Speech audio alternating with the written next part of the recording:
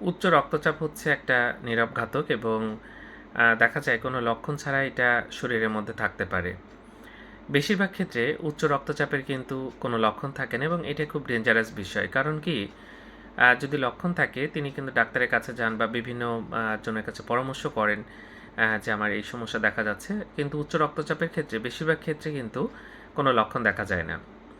কারো ক্ষেত্রে মাথা ব্যথা হয়, কারো ক্ষেত্রে অনেক সময় ঘাড় ব্যথা হয়, কারো ক্ষেত্রে ঘুমের সমস্যা হয়, অনেকের সময় দেখা যাচ্ছে বুকে চাপ ব্যথা করে, কারো আবার এপিস্ট্যাক্সিস অর্থাৎ নাক দিয়ে রক্ত পড়তে পারে, চোখে দেখতে সমস্যা হতে পারে, বিভিন্ন রকম সমস্যা কিন্তু হতে পারে। তবে মূল যে কোনো অনেক ক্ষেত্রে কিন্তু কোনো লক্ষণ থাকে না, এটা মাথায় রাখতে হবে। তো যাই হোক, উচ্চ রক্তচাপ খুবই কমন এবং এটার জটিলতা অনেক। স্ট্রোক হয়, হার্ট অ্যাটাক হয়, কিডনি নষ্ট হয়ে যায় আস্তে আস্তে, এরকম বিভিন্ন রকম সমস্যা কিন্তু উচ্চ রক্তচাপ থেকে হতে পারে। সুতরাং আমাদের সাবধানে থাকতে হবে, সতর্ক থাকতে হবে এবং আমাদের যদি মোটামুটি বয়স হয়ে যায় তাহলে আমাদের রক্তচাপ পরিমাপ করেছে, শুধু বয়স্ক না বাচ্চাদেরও কিন্তু উচ্চ রক্তচাপ হতে পারে। এটা আমার কিন্তু মাপা উচিত। ধন্যবাদ সবাইকে।